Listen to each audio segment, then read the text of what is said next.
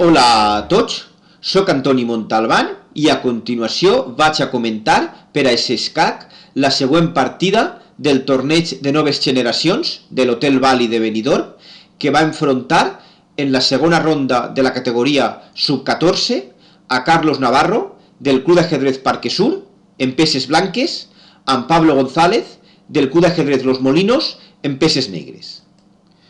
I així tenim que Carlos Navarro comença la partida amb C4, així que no és gens habitual en jugadors d'estes edats i nivells. E5 és la resposta de Pablo González, segueix cavall C3 i cavall C6, però així és més habitual cavall F6 i després de G3 alfil B4, si aquesta és la idea de les negres. Després de la jugada de la partida, cavall C6, segueix G3 i ara alfil B4. Però si les negres han donat preferència al desenvolupament del seu cavall dama, així és més habitual G6 i després del fil G2 al fil G7 i d'esta forma es reserven la possibilitat de desenvolupar el seu cavall de rei per E7. Després de la jugada de la partida al fil B4 segueix el fil G2, encara que sí una possibilitat addicional per a les blanques era cavall D5, el fil C5 i ara el fil G2, cavall de G per E7, també en aquesta posició, i per exemple les blanques continuarien amb E3. Bé, seguint amb la partida, després del fil G2, ara tenim la primera decisió important. El jugador del Club d'Ajedrez Los Molinos canvia ràpidament el seu alfil amb alfil per C3. En lloc d'això, l'alternativa seria seguir amb cavall F6, cavall F3, les jugades naturals de desenvolupament, els respectius enrocs, i ara E4, i després de cavall G5, ara sí, davant la pressió sobre el peó avançat de E4, el canvi al fil per C3, B per C3, en el cas de D per C3 simplement torre E8, i després de B per C3, torre E8 igualment, amenaçant ara amb H6 per a expulsar el cavall blanc, F3 seria la contestació natural de les blanques, i ara E3 com a resposta a la pressió sobre este peó. I en cas de la rèplica natural D per E3, amb dama E7, les blanques tenen massa peons dèbils i no podran mantindre'ls tots. Per exemple, després de E4, amb dama C5, les negres recuperen el peó. I igualment, després de cavall H3, amb dama C5, també estan recuperant el peó.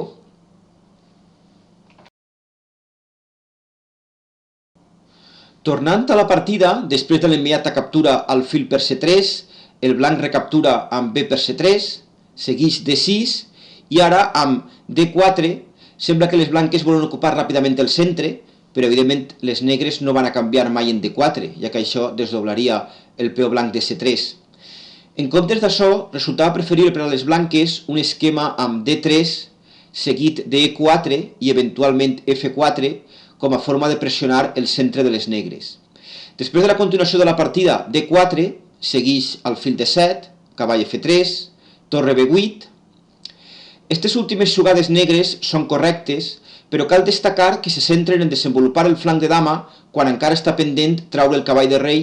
i el rei negre està per enrocar. Ara bé, està per veure que les blanques puguen aprofitar-ho. Segueix enroc i F5. Però això ja és un excés d'optimisme per part del jugador del Club d'Ajedrez Los Molinos. Este avanç dona peu que les blanques intenten obrir la posició i el rei negre encara està en el centre. En el seu lloc era més prudent la senzilla cavall de G7. En la partida, després de F5, segueix D5 per part del jugador del Club d'Ajedrez Parque Sur. Però este avanç, que sembla natural per a pressionar la posició negra,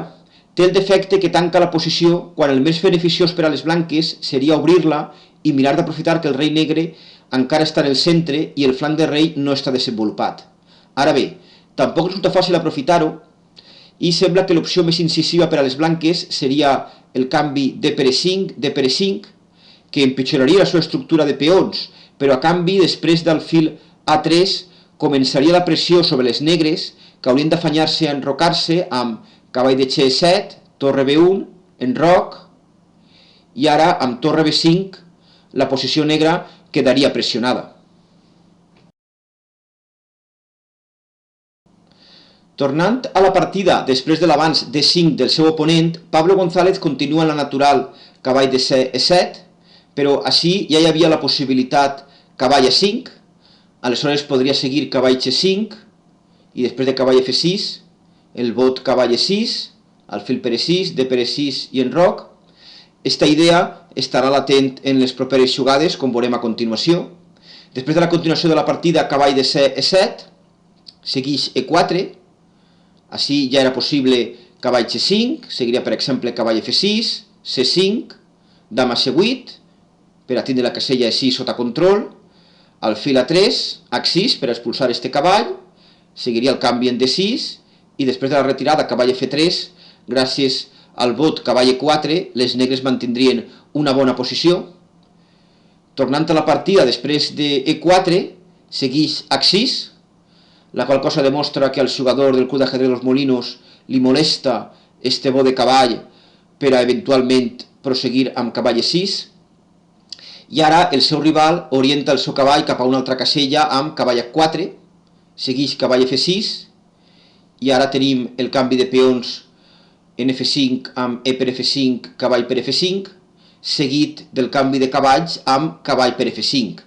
Però aquest últim canvi simplifica la posició i facilita molt les coses per al jugador del Club d'Ajedrez Los Molinos, que hauria hagut de gestionar una posició molt inferior en cas de la incisiva cavall G6, torre G8 i F4. D'esta forma, sí, les blanques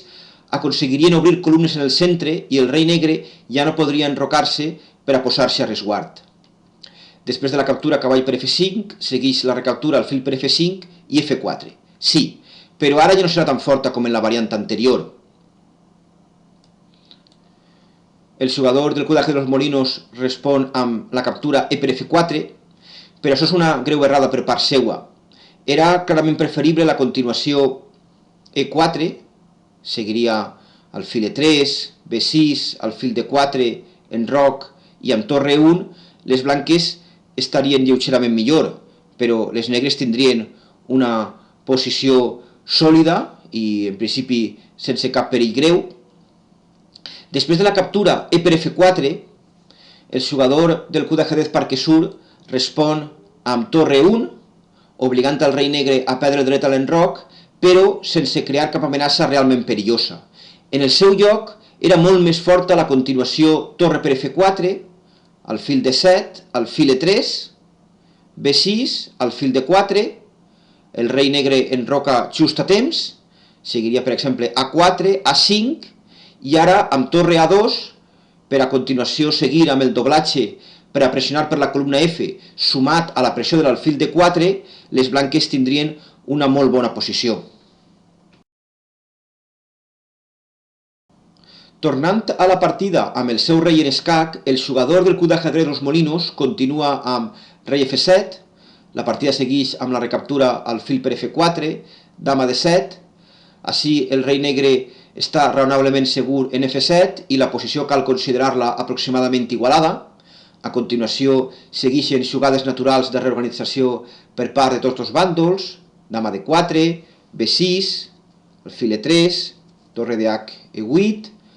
així les negres van a construir el que es coneix habitualment com enroc a mà, dama F4, rei G8, alfil D4, segueix el canvi d'una torre amb torre per E1, torre per E1, cavall H7, amb la idea de seguir amb cavall G5 més endavant, dama E3, torre F8, torre F1, alfil G6, i ara es canvia l'altra torre amb torre per F8, rei per F8, i tenim que després d'aquest canvi continua la igualtat, però ara el jugador del Club d'Ajedrez Parque Sur fa una de les poques jugades capaç de trencar-la a base d'empitjorar la seva posició amb alfil E4. Quan hi havia moltes jugades vàlides basades en conservar els alfils, com ara alfil F1 o H3, després de la jugada de la partida alfil E4 segueix el canvi d'alfils i després d'aquest canvi ens trobem que la jugada que tenien aparcada les negres de cavall G5 apareix amb molta força i crea amenaces aprofitant les caselles blanques del flanc de rei. Segueix dama F4, escac i dama F7.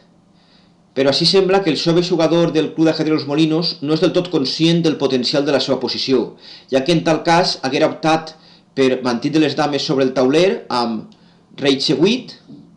així s'amenaça un doble amb cavall h3, les blanques haurien de moure la dama, per exemple amb dama e3, i seguiria dama h4 amb bones perspectives d'atac sobre la posició blanca. Tornant a la partida amb el canvi de dames sobre el tauler, Carlos Navarro opta pel més senzill i captura amb dama per f7. Però curiosament, ara sembla preferible per a ell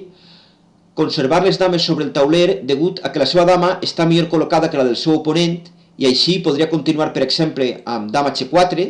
controlant raonablement els bots del cavall negre i amenaçant dama c8, hauria seguir rei c8 i ara amb h4 obliga el cavall negre a definir-se, en cas, per exemple, de cavall f3, escac, rei c2 i el canvi en d4, aquesta posició estaria completament igualada i les taules serien el resultat natural d'esta posició. Després del canvi amb dama per f7, rei per f7, s'aplega a este final, després de les oportunitats que han tingut tots dos jugadors castellano-manxecs, i tenim que este final està aproximadament igualat, però l'estructura estàtica de peons en general, i en particular els peons doblats de c3 i c4, ens han de fer pensar que les blanques han de jugar amb molta atenció per a no caure en un perill real de derrota. Segueix rei f2, g6, jugades naturals per part de tots dos bàndols, rei e3, rei e7, alfil g7, cavall f7, h4, h5, i després d'aquestes jugades naturals s'ha tancat completament el flanc de rei i l'única possibilitat de xoc actiu se centra en el flanc de dama. Però sembla que el jugador del Club d'Ajedrez Parque Sur no acaba de tindre-ho clar i segueix amb rei f4, rei d7, alfil f6, rei c8, i mentrestant el seu rival va acostant el seu rei al flanc de dama i tenim que el rei blanc es queda en el flanc de rei en principi sense poder avançar. I així Carlos Navarro continua amb a4, però aquesta jugada és una greu errada que empitjora molt la seva posició. En el seu lloc, senzilla i correcta era, per exemple, rei e4. Després de la continuació de la partida a4, el jugador del Club d'Ajedrez Los Molinos segueix amb rei b7, apuntant clarament al flanc de dama i en particular al peó a4 de les blanques que ha avançat de forma tan temerària. Bé, fins així aplega la notació de la partida.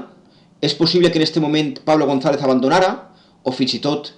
que perdera per temps, o tal vegada la partida va continuar d'alguna altra manera. En qualsevol cas, la seva posició és molt inferior, encara que pot ser no per abandonar, però és evident que sembla completament indefens davant la penetració negra en el flanc de dama. No obstant, resulta interessant analitzar més en profunditat aquesta posició. Si el rei blanc poguera penetrar en el flanc de rei, les blanques encara podrien lluitar per la partida, però el cavall f7 sembla controlar-ho tot. L'entrada al fil de 8 per atacar els peons negres per darrere i la penetració del rei blanc via rei g5. Per tant, molt ben vist per aquells que se n'hagin adonat. El fil de 8 és l'últim recurs de les blanques, de resultat encara confús, però que val la pena intentar abans d'abandonar. En cas de la natural, cavall per d8, seguiria rei g5, rei c8, rei per g6, rei d7, el rei negre ha de tornar ràpidament cap al flanc de rei per h5, rei e7, rei g6, amenaçant rei g7 i controlar completament les caselles de coronació, rei f8, rei h7, seguit de l'avanç d'estos peons, i les blanques tindrien bones perspectives d'entaular en aquesta posició. Però després de l'astuta jugada al fil de 8, les negres tindrien una millor contestació. Cavall e5. És curiós, però molt il·lustratiu, com en este final resulta més important capturar peons contraris i defensar els propis que capturar la peça contrària. Les blanques haurien de continuar amb c5 i les negres respondre amb b per c5, ja que cavall d3, rei g5 resultaria clarament favorable a les blanques, i després de b per c5 seguiria el fil f6, el cavall hauria de retrocedir amb cavall f7 per a mantenir la casella g5 sota control, c4, rei b6, alfil c3, i les blanques tindrien per davant un penós final amb un peó de menys, però en el que podrien intentar resistir. I en qualsevol cas, per a les negres, en cas de jugar a guanyar, haurien d'aconseguir entrar en la posició blanca, la qual cosa tampoc s'antoixa gens fàcil. Bé, fins ací el resum d'esta partida. Espero que us hagi agradat i fins el proper vídeo.